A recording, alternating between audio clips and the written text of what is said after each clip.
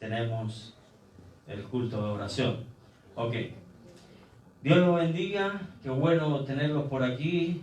Qué bueno verlos a todos por aquí, a los que están también por internet, que nos pueden ver. Antes de orar también, ya que estamos en esto de los anuncios, les recuerdo también que para que entre al canal de YouTube también, hermanos, se suscriba ahí, le dé like y comparta para que todo el mundo se entere, amén, de que estamos aquí, de que servimos a Dios, y no solamente eso, sino que también escuchen la palabra del Señor. Una de las cosas que yo tuve en mi corazón desde que yo tomé el pastorado de la iglesia es que tenemos que alcanzar, estar en todas partes, donde quiera que podamos predicar la palabra del Señor, tenemos que estar. Internet es una buena herramienta para compartir. Hay mucho flujo de información en internet, nosotros también tenemos que poner lo nuestro. El mundo tiene que saber de la forma que fuese que Cristo vive, ¿no? Y que Cristo viene pronto por su iglesia, y que solamente en Él hallamos salvación. Así que ponga su granito de arena, entre ahí al canal de YouTube, al de Facebook, suscríbase, denle like todas las veces que quiera y comparte, hermanos. Amén. Amén. Habiendo dicho eso, entonces ahora sí vamos a orar, vamos a entrar a la palabra del Señor. Dios es bueno, hermanos.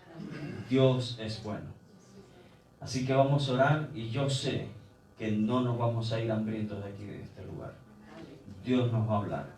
Padre, en el nombre de Jesucristo de Nazaret, te damos toda la gloria y toda la honra, mi Dios. Mira, papá, que somos tu pueblo, somos tus hijos, que hemos creído en ti y que te alabamos, mi Dios del cielo. Y a pesar de nuestras dificultades, de nuestras debilidades, Señor amado, aquí estamos, Señor. Mi Dios amado, hemos puesto las manos en el arado y no hemos mirado atrás, Señor amado. Aquí estamos, mi Dios amado, a tu servicio, para adorarte, para bendecirte, para exaltarte, para decirle al mundo quién eres tú y lo que tú has hecho por nosotros, Señor. Ahora te rogamos que en el nombre de Cristo Jesús, tu Espíritu se mueva en este lugar, mi Dios amado, en medio de todos nosotros, y nos convenza, mi Dios amado, de pecado, de justicia, de juicio, de tu verdad, mi Dios amado, de tu palabra, mi Rey. Que tú hagas tal obra en nosotros que no seamos nunca más iguales, Señor. Que al salir de este lugar, mi Dios amado, seamos tocados, transformados, hayamos sido mudados en un hombre nuevo, Señor, en mujeres nuevas, Señor. En el nombre de Cristo Jesús, que llevemos esta luz a toda parte y glorifica tu nombre en nuestras vidas, porque herramientas somos en tus manos. Somos tus hijos, Señor. Te necesitamos, queremos escuchar de ti, Señor. Y te exaltamos y te damos las gracias, porque sabemos que tú eres un buen Padre que no niega el alimento a sus hijos, Señor. En el nombre de Cristo Jesús, por tu fidelidad y por tu amor, gracias, Señor. Gracias, Dios. Gracias, Rey. Amén. Aleluya. Listo. La semana pasada, no sé si se acuerdan que hablamos de Jonás. Leímos todo el capítulo 1 de Jonás y veíamos la increíble historia de Jonás. Y muy por arribita yo les decía que, en primer lugar, que el libro de Jonás, por muy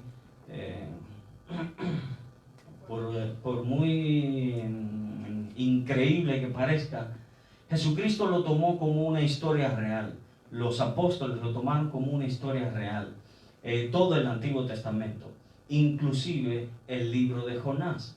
Entonces, como tal, lo tenemos que tomar nosotros. Esto no es una anécdota solamente para ilustrar un punto hermoso, una enseñanza hermosa. Esto es algo que sucedió en la vida real, porque así lo tomó Jesucristo. Y no solamente eso, sino que además de haber sido real, nos enseña una verdad espiritual. Es uno de los libros donde verdaderamente, en el Antiguo Testamento, donde Dios muestra su corazón, hermanos. Porque nosotros a veces pensamos como que en el Antiguo Testamento Dios era estricto y en el Nuevo Testamento recién se revela como que Dios es amor. Pero no es así. Realmente Dios es el mismo ayer, hoy y por los siglos de los siglos. Él siempre ha sido amor. Él siempre ha tenido misericordia. Él siempre ha mostrado ese amor en su trato. Desde el mismo momento en que el hombre pecó en el jardín del Edén, prometió salvación. Si eso no es amor, si eso no es misericordia, desde el comienzo hasta el fin, yo no sé entonces de qué va a predicarles, porque ese es Dios. Y en el libro de Jonás es uno de esos libros, es una de esas perlas del Antiguo Testamento donde verdaderamente vemos en acción, en la práctica, que Dios es amor. Porque decidió darles un mensaje de salvación a gente que no se lo merecía. ¿Les parece conocido ese mensaje? ¿Les parece que como que lo tenemos en el Nuevo Testamento también? Lo mismo pasa en el Antiguo Testamento. Es más, el mismo Israel, por mucho que ellos se creían merecedores, dignos, porque habían sido el pueblo elegido, sinceramente la elección de Dios siempre fue por misericordia. Siempre fue por amor, con la intención de llegar a todo el mundo. De esto hablábamos un poquito la semana pasada, así que no voy a entrar otra vez en estos puntos. Si usted no lo escuchó, puede entrar, ahí está. Yo lo subí a YouTube personalmente, está en Facebook también, así que lo puede buscar y revivir el momento. ¿Amén?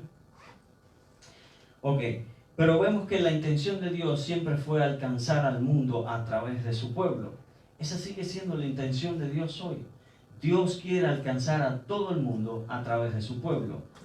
Hoy le llamamos iglesia.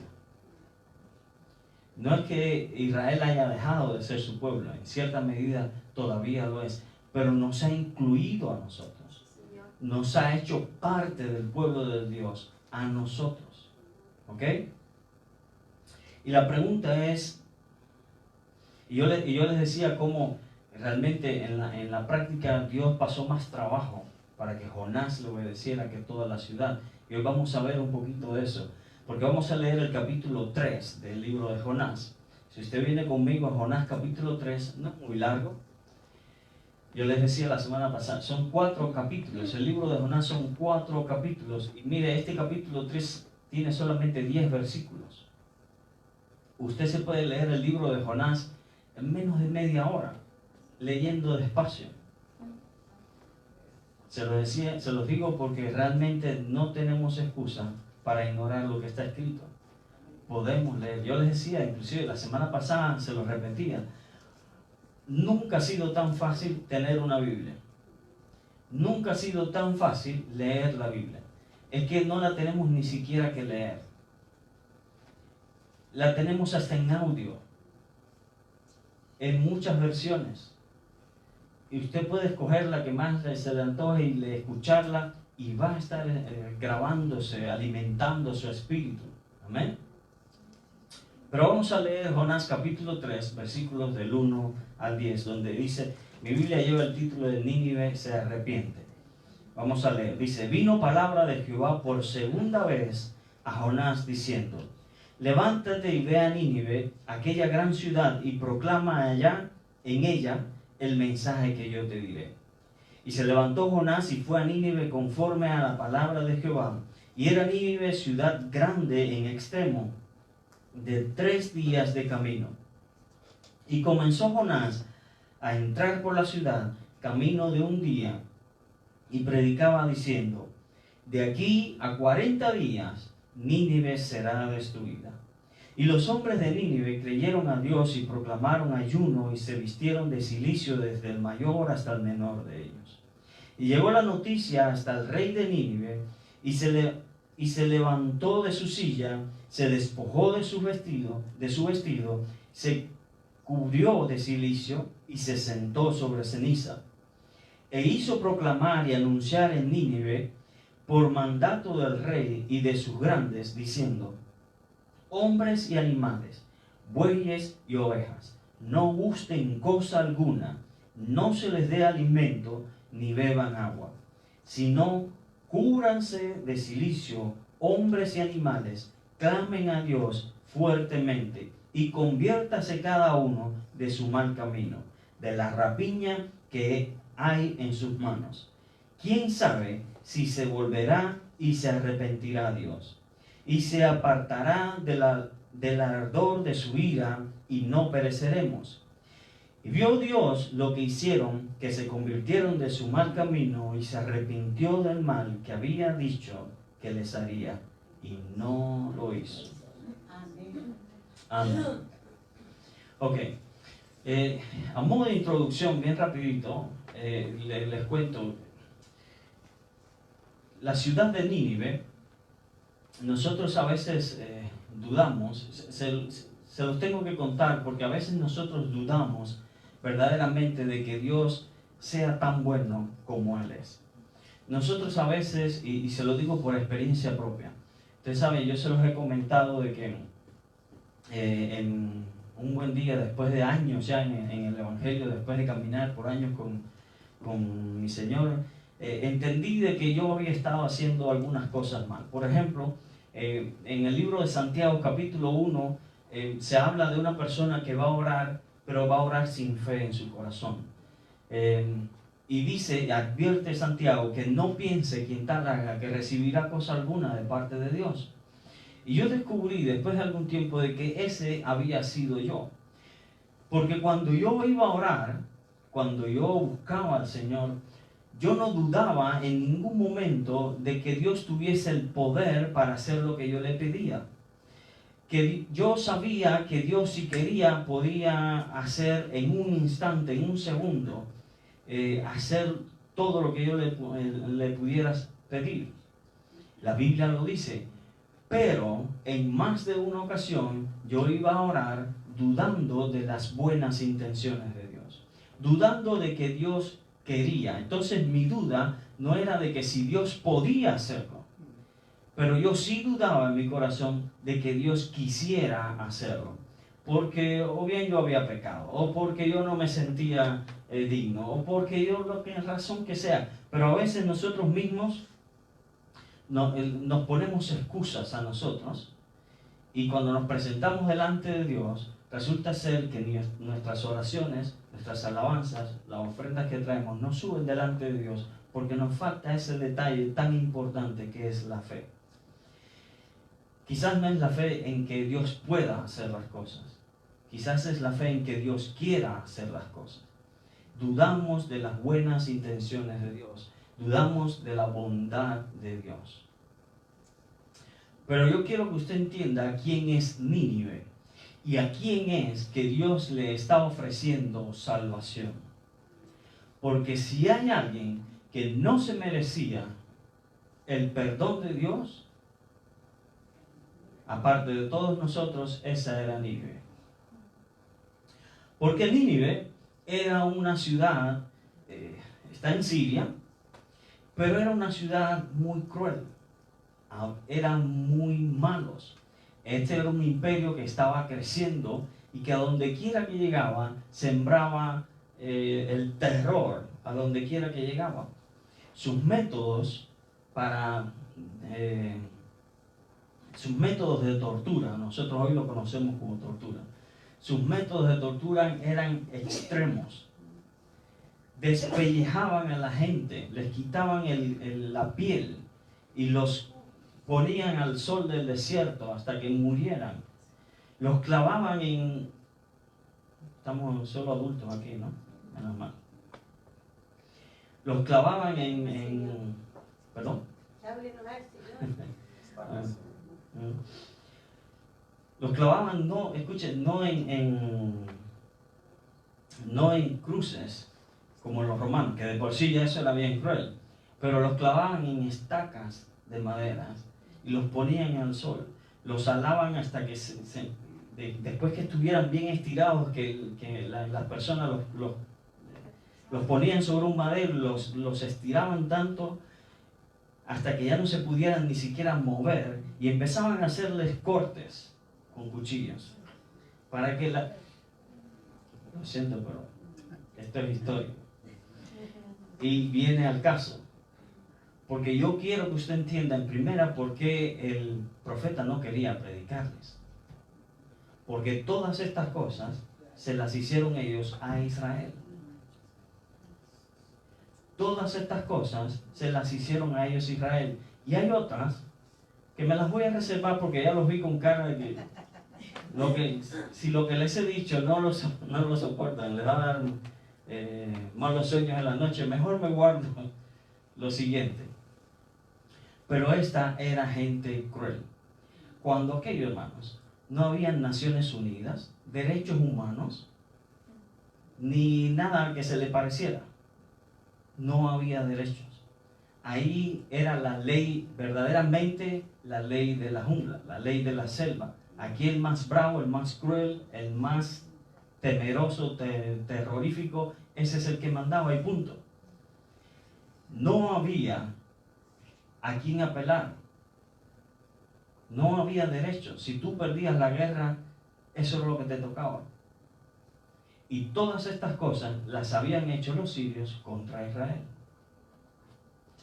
Así que podemos en parte, cuando pensamos humanamente, entender por qué Jonás realmente no quería predicarles a los sirios. Porque él lo dice en el capítulo 4, cuando Dios, después de este capítulo, los perdona. En el versículo 2 leíamos la semana pasada que Jonás le había dicho: yo sabía que tu mensaje no era de condenación. Yo sabía que lo que tú querías era perdonarlos. Por eso yo no quería predicarles. Por eso yo no vine para acá, yo iba camino a Tarsis. Tarsis se piensa que era un nombre antiguo para España. Él se quería ir lo más lejos posible de toda aquella situación. Él quería ir lo más lejos posible. Y escuche, no era de los ninivitas que estaba huyendo. No era de Israel. La Biblia dice que estaba huyendo de la presencia de Jehová. Él estaba buscando, por si acaso en la tierra hubiese un rincón donde él se pudiera ocultar de la presencia de Dios, porque no quería hacer la voluntad de Dios. Porque si alguien en este planeta no merecía el perdón de Dios, ese era Nínive.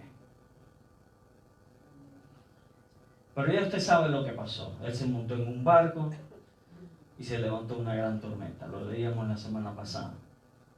Después de la tormenta, usted sabe que lo echaron al agua.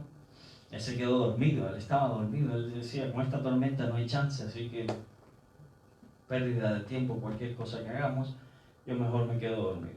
Se acostó a dormir y lo despertaron y le preguntaron. Ustedes saben que echaron suerte a ver por culpa de quién era esta tormenta. Lo leíamos la semana pasada, así que lo paso bien rapidito para refrescarles la mente nada más.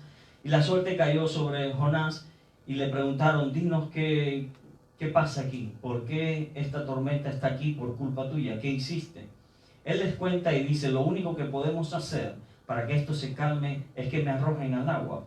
Aún así, los marineros mostraron mucha más bondad que muchas personas, porque los marineros, aún después de que Jonás les dice, ellos trataron verdaderamente de no tener que llegar a ese extremo, de tirar a Jonás. Pero cuando vieron que no había chance y que la tormenta solamente se enfurecía todavía más, dijeron: bueno, Señor, líbranos de este pecado, porque esto es cosa tuya. Y lanzaron a Jonás al agua. Estoy yendo bien rapidito por el capítulo 1 y 2. Y ustedes saben lo que pasó a continuación. En el agua había un gran pez que se comió. La Biblia no le llama ballena. La palabra que se usa ahí para gran pez es monstruo marino. ¿Ok? Entonces, quizás sea una ballena, quién sabe. Hay casos, a propósito, aunque suene increíble, pero hay casos que se han documentado de personas que han sido tragados por ballenas y que han sobrevivido. Después de varios días, después de varias horas o de varios días, se les ha podido extraer. El caso más conocido es ustedes saben de que antiguamente habían barcos que se dedicaban, bueno, todavía hay barcos que se dedican a pescar ballenas para extraerles el aceite, la grasa que tienen, porque eso se usaba para prender lámparas y demás. Bueno, y otras cosas más, pero principalmente esto. Y el ejemplo mejor documentado es de uno de esos peces de barcos balleneros que pescaban ballenas, en el que hay un bote, o sea, ven unas ballenas y salen dos botes a pescar la ballena, y la ballena rompe uno de los botes, los dos marinos se caen al agua. Uno de ellos, que no sabía nadar, se murió ahogado. El otro simplemente nunca apareció. Pero el segundo bote logró pescar a la ballena y lograron acercarla al barco más grande, y después que la mataron y empezaron a sacarle el aceite, hallaron adentro al otro marinero. Solamente tenía algunos rasguños y nada más. ¿Ok? Entonces hay casos documentados de personas que les ha pasado algo parecido, que han sido tragados por ballenas o por peces bien grandes y han sobrevivido. Hay otros casos más, pero el más documentado es ese, sucedió por ahí por los años 1800 y tanto.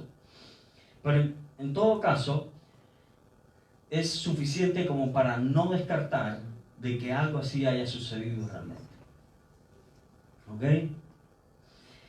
Tenemos entonces por un lado una ciudad pecaminosa en extremo, cruel en extremo, que el juicio de Dios ha venido sobre ella. Estamos en un conteo regresivo hacia el día en el que Dios ha determinado que los va a destruir, porque son bien crueles, porque su maldad ha subido delante de Dios. Esto ha sucedido anteriormente. Sodoma y Gomorra, el diluvio de Noé. Hay momentos en que la maldad es tan grande que Dios proclama castigos sobre ciudades. Nínive era una de esas. Sobre ella pesaba una condenación, un juicio de Dios por su maldad. Y estamos en un conteo regresivo hasta que llegue ese día en el que Dios ha determinado que este día se acaba todo. Y por otro lado tenemos a un profeta que no quiere predicar. Tenemos un profeta que está huyendo de la misión, que está huyendo del llamado de Dios, que está huyendo de la presencia de Dios.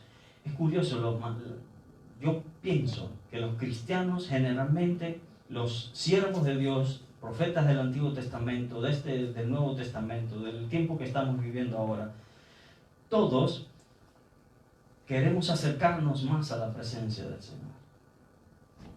Este es una de esas excepciones de profetas que dijeron: no quiero saber más nada de esto, y que se alejaron de Dios, o que buscaron alejarse de Dios. Hay otro caso muy famoso: Jeremías. Jeremías entregaba mensajes tan duros y de condenación que a él mismo le dolía en su corazón, porque amaba a Israel. Hasta que llegó el momento en que le dijo al Señor: no quiero hablar más, no quiero predicar más, no me des más mensajes, yo no quiero hablarles más a esta gente. Ahorita volvemos ahí si no se me olvida. Profeta entonces llamado, escogido, huyendo. Cae entonces en una gran tormenta y había un gran pez. Pero estando, si usted se va a tener que leer el capítulo 2, porque en el capítulo 2 está la oración del profeta Jonás. La oración que después de 3 días levanta Jonás a Dios. Curioso que le tomó 3 días. Hay que ser terco de verdad, hermanos. 3 días dentro de un pez, recién al tercer día, él reconoce que esto es de Dios y que él no puede más contra Dios. Básicamente, lo que él dice en su oración es: aquí no hay salvación, yo ya estoy, esto es lo más bajo que uno puede haber llegado, estoy a las puertas del Seol, estoy acabado, y solamente de Dios puede venir mi salvación. Solamente de Dios puede venir mi salvación. Hacen unas palabras hermosas que usan, y Dios, ya usted sabe de que le da la orden al pez, de que hasta los peces obedecen al Señor. Los únicos que a veces no obedecemos somos los profetas y los siervos de Dios. El pez lo obedece, las estrellas lo obedecen, el viento y el mar lo obedecen. Y los profetas, los siervos, somos los que... Si yo se lo decía la semana pasada, se lo repito hoy. Si el problema de Dios no es Satanás, el problema de Dios no es el mundo, la ciudad, no son los animales. El problema de Dios somos sus hijos. El problema de Dios somos sus hijos. Se los voy a dejar ahí nada más. Y hay muchas cosas que podemos hablar de Jonás y de la actitud de Jonás. Jonás es una persona tan controversial que es el único, primero es el único profeta que no quería profetizar, que no quería hablar, o uno de los pocos. Es el primero que huye, que no quiere ser usado por Dios, que huye de la presencia de Dios. Y aún así, cuando Dios lo usa, es de los más exitosos y se enoja por el éxito que alcanzó. Sí, es un personaje, es súper raro. Pero yo digo, cualquier evangelista que predica, si toda la ciudad se convierte, que es lo máximo, ya el Señor se lo puede llevar. ¿Qué otra cosa puede esperar un evangelista, un siervo de Dios? Y Jonás lo vemos en el capítulo 4, enojándose con Dios porque toda esta ciudad se convirtió y tú los perdonaste. Pero eso vamos más adelante. Hay muchas cosas que Jonás hizo mal. Su actitud, su manera de hablarle al Señor, usted lo puede leer en el capítulo 4, él le llegó a pedir en 2 ocasiones, no en una, en 2 ocasiones le llega a pedir al Señor, quítame la vida. Por tonterías, por sandeces. Le llega a pedir en 2 ocasiones al Señor, quítame la vida, mejor me es la muerte que seguir con vida. Es colérico, pero hasta el extremo.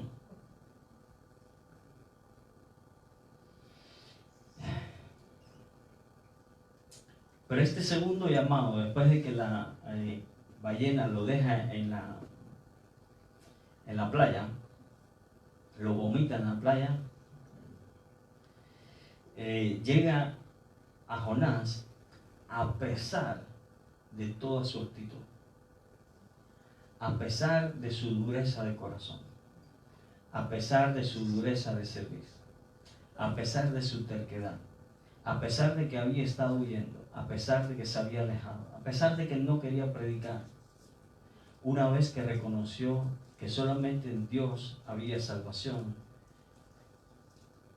el pez lo vomita en la playa, y entonces dice la palabra del Señor que la palabra de Dios vino una vez más al profeta y le dijo otra vez lo mismo: levántate y ve a Nínive y vas a predicar el mensaje que yo te voy a decir.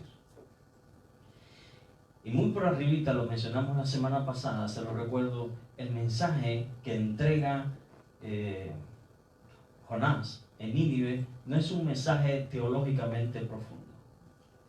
No es un mensaje con palabras profundas ni un mensaje hermoso. No es palabra de aliento. No es palabra de esperanza. No es palabra de otra cosa sino de condenación. Porque lo único que él estuvo diciendo fue, dice la Biblia, que él atravesó, le tomó un día entero atravesar la ciudad de una punta a otra, repitiendo una sola frase: en 40 días Dios va a destruir esta ciudad. En 40 días Dios va a destruir esta ciudad. En 40 días Dios va a destruir esta ciudad. En 40 días Dios va a destruir esta ciudad. Y con ese mensaje tan sencillo, tan elemental y tan condenativo, por así decirlo, se convierte toda la ciudad. Y todo el mundo se humilla delante de Dios, y hasta el rey, cuando escuchó el mensaje del profeta, se quitó sus ropas de rey, se vistió de luto, se echó ceniza, se acostó sobre ceniza y proclamó ayuno y oración un día entero. Ni siquiera los animales podían comer cosa alguna. Ni los bueyes, ni las vacas, ni las gallinas, ni nadie podía comer nada este día. Ningún ser humano, nadie, ni hombres ni mujeres, ni ancianos, nadie podía comer, porque quizás Dios se arrepienta.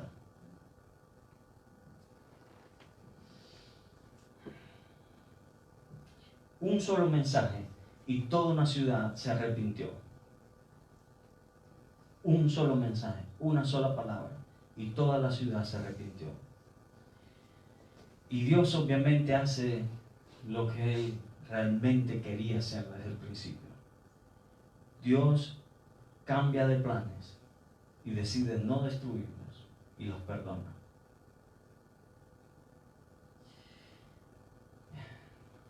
Más adelante estaremos hablando del capítulo 4, pero lo curioso y lo que quiero hacerles notar en este día es que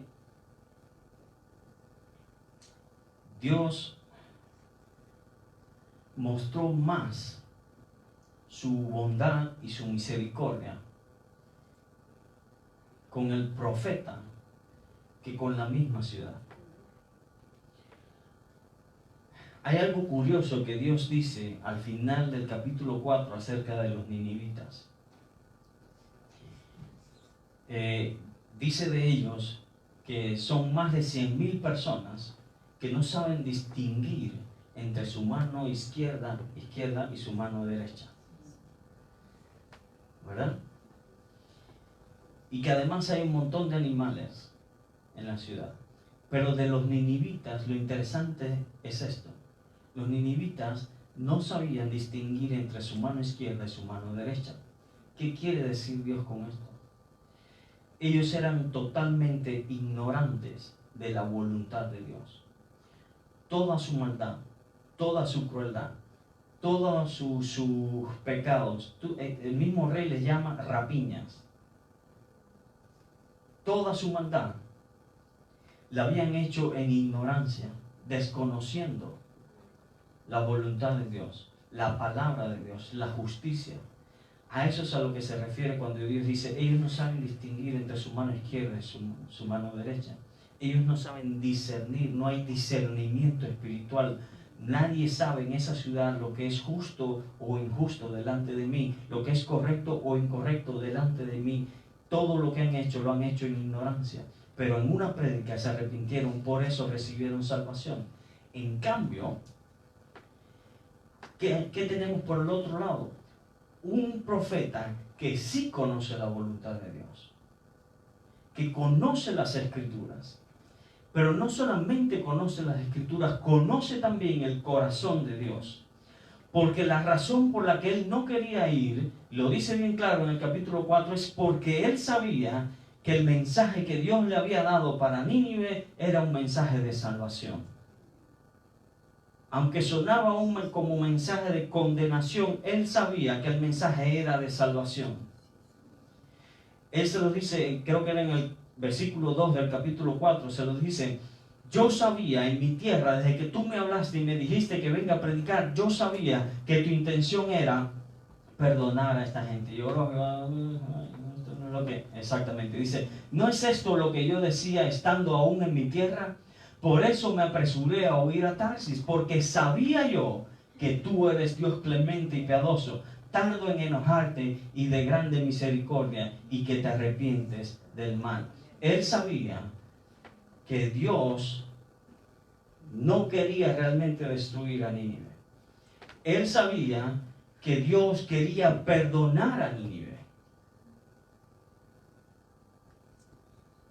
Entonces, tenemos un profeta que conoce la palabra de Dios y que conoce el corazón también de Dios.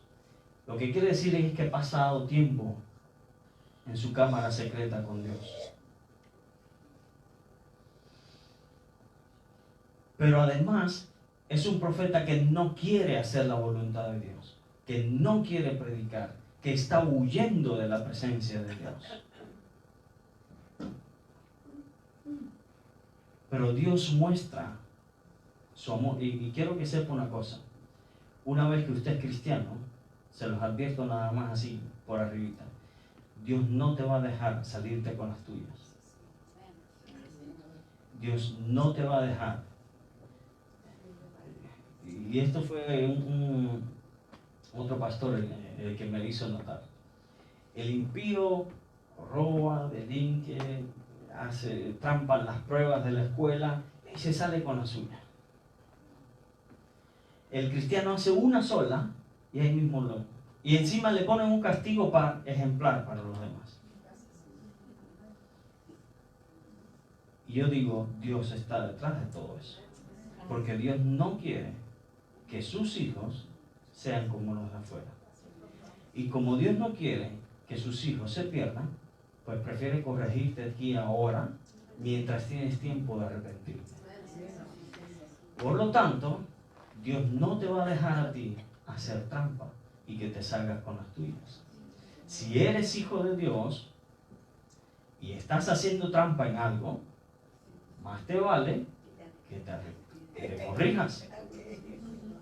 Porque tarde o temprano Dios te va a pasar la cuenta y va a ser Dios el que lo hace. La tormenta que Dios le levantó a Jonás, no la levantó Satanás.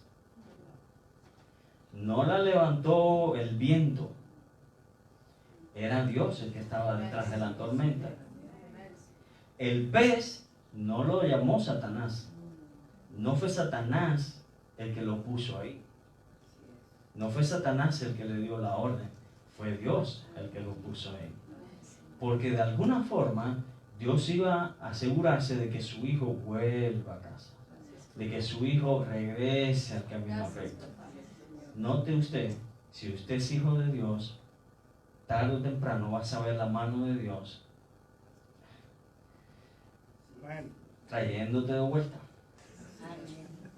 Si eres hijo de Dios, es preferible que hagamos las cosas rectamente, aunque nos duela, aunque aparentemente no sea para mi bien, aunque aparentemente yo pierda, siendo honesto, seamos honestos.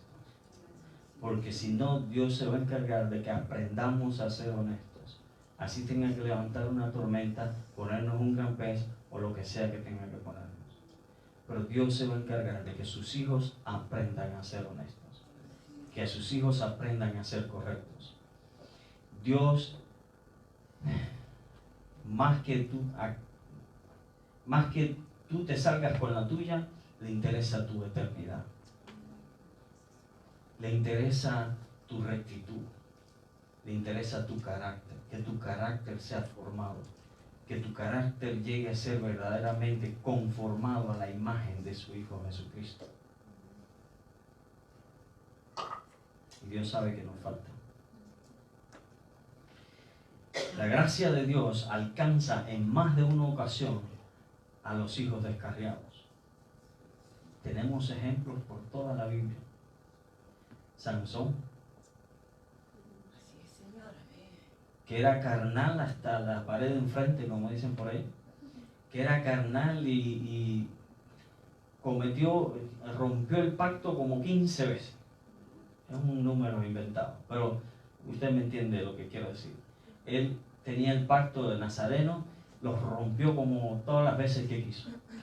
Se casó con una mujer que no era del pueblo de Dios, estaba prohibido. Y Juan se casó con él. Agarró la quijada de un animal muerto. Esa gente no se podía acercar a nada muerto. Si en una casa había unos muertos, él no podía entrar a la casa. Se fue, agarró la quijada de un burro que era un muerto. Él rompió el pacto con Dios 20 veces. Y aunque recibió el castigo, al final también recibió misericordia. Al final la misericordia de Dios lo alcanzó. La misericordia de Dios le devolvió la fuerza y él cumplió con su propósito. David pecó 20 veces también. A veces nosotros lo adornamos mucho, pero David cometió pecados que a nosotros hoy en día no se nos pasaría por la cabeza que podamos hacer y que Dios nos perdone después de hacerlos. Pero Dios lo perdonó. Y no solamente lo perdonó, le prometió, siempre va a haber alguien, un descendiente tuyo, sentado en el trono de Israel. Y ahí tenemos a Cristo, descendiente de David, sentado en el trono.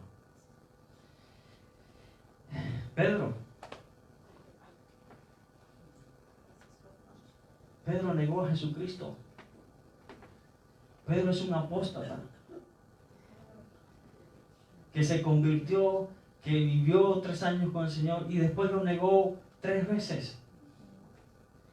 La Biblia en español no lo demuestra, pero cuando se traduce, cuando usted analiza el idioma original, él juró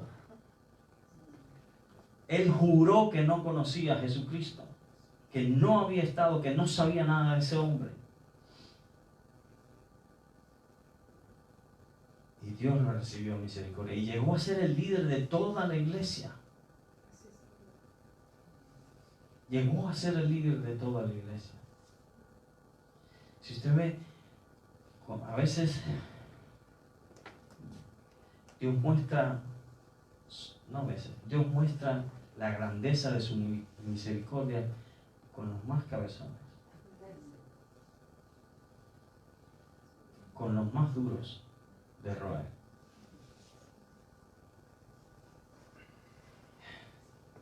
Hay un silencio que ojalá nos esté haciendo pensar, pero una cosa les voy a decir: ojalá que nos volvamos de nuestros malos caminos antes de que estemos a las puertas del Seol. Como decía, se los digo por Jonás. Esa fue la frase de Jonás. Él ya se sentía que aquí no hay más nada, aquí muero yo. Ojalá que nos volvamos de nuestros malos caminos antes de que lleguemos a esa experiencia, para que no tengamos que vivir esa experiencia y que podamos cumplir con la voluntad de Dios. Y Dios va a mostrar su misericordia y su grandeza, la grandeza de su amor, recibiéndonos de vuelta. Y cuando nos recibe de vuelta, no es que sus planes hayan cambiado. Él te va a poner otra vez en el mismo camino donde siempre te quiso. Porque el llamado de Dios no cambia. Si después que Jonás se arrepintió, Dios no lo mandó a otra ciudad. Dios no le cambió el mensaje.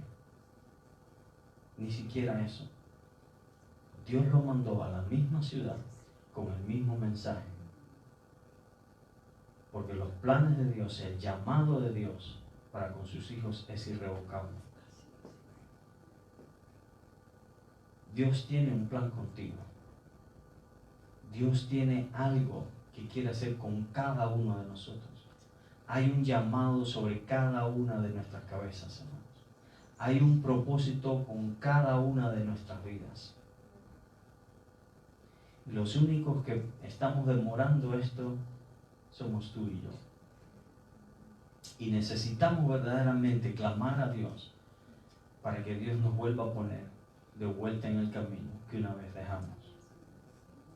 Pero si tú eres uno de ellos que te sientes descarrilado, que te sientes como que dejaste esto, que te has enfriado, que necesitas regresar al camino de Dios, quiero que sepas que Dios muestra la grandeza de su amor por ti, recibiéndote de vuelta.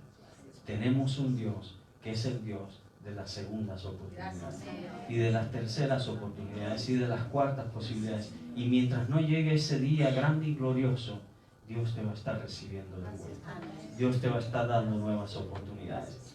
Dios le dio una nueva oportunidad a Jonás, a pesar de que él sabía incluso de que más adelante Jonás iba a volver a fallar. A pesar de que él sabía que el corazón de Jonás no era completamente recto. Por eso, el libro de Jonás no termina aquí. Tenemos un capítulo 4. Por eso. Vamos a ponernos de pie. quiero que sepas que Dios es verdaderamente bueno. Tenemos un Dios que es verdaderamente bueno, que sabe dar y puede dar y que da segundas, terceras, cuartas oportunidades a todo aquel que se arrepiente. Dios es bueno. Dios es verdaderamente bueno. Así que cada vez que nos acerquemos a Dios, repitámonos estas palabras. Dios es bueno y para siempre su misericordia. Dios es bueno y para siempre su misericordia. Escuchen, no hay nada, no hay pecado que Dios no pueda perdonar. Bueno, la Biblia habla de uno, pero si usted es sincero en su devoción con Dios, dudo que usted caiga en eso. Dios todo lo puede perdonar. Dios todo lo perdona. Así que no se crea menor. Si perdonó a Nínive, si perdonó a Jonás, si perdonó a David, si perdonó a Pedro, si perdonó a Pablo, que era perseguidor de la iglesia, si perdonó a toda esa gente con todo y sus pecados, también a nosotros nos perdona. Así que no dudes más. Dios es bueno. Dios es bueno. Para siempre. Dios es bueno. Padre, en el nombre de Cristo Jesús, queremos darte la gloria, queremos darte la honra, porque tú has sido bueno y nos lo demuestras todos los días de nuestra vida. Gracias, mi Dios amado, porque a pesar de nuestra maldad, a pesar de nuestra iniquidad, a pesar, mi Dios amado, de nuestra reincidencia en el pecado, a pesar de todo lo que hacemos, tú muestras tu amor para con nosotros en que Cristo murió por nosotros, mi Dios amado, y nos perdonas y nos recibes en virtud de la sangre de Cristo Jesús, en virtud de lo alcanzado por la sangre de Cristo Jesús, Señor amado. Tú perdonas al que se arrepiente, mi Dios, al que te busca todos los días, al que te busca, mi Dios amado, porque entiende que tú eres Dios perdonador. Porque entendemos, mi Dios amado, que de corazón tú eres amor, tú eres Dios bueno, grande en misericordia y tardo para la ira. Tú eres verdaderamente tardo para la ira, Señor amado, y verdaderamente, como dice tu palabra, no nos has pagado conforme a nuestras iniquidades, Señor. No nos has pagado como nosotros merecíamos, Señor amado, sino que mostraste tu amor para con nosotros, Señor amado, en que aun cuando no te conocíamos, cuando no queríamos saber nada de ti, Cristo murió por nosotros, Gracias, Señor. Y hoy te damos gracias porque por tu Espíritu entendemos estas cosas. Y hoy recibimos tu bondad, mi Dios, y tu misericordia. Y nos arrepentimos, mi Dios amado, en polvo y ceniza. Y humillamos nuestro corazón pidiéndote perdón, mi Dios amado, porque no hemos sido perfectos. Porque no hemos retribuido, mi Dios amado, conforme a tus bondades, mi Dios amado. No hemos actuado como tú te lo mereces, mi Dios del cielo. Pero te damos gracias porque tú hoy nos das una nueva oportunidad de presentarnos delante de ti, pedirte perdón, mi Dios amado. Y que en el nombre de Cristo Jesús seamos encaminados una vez más, Señor amado, en tu voluntad, Señor.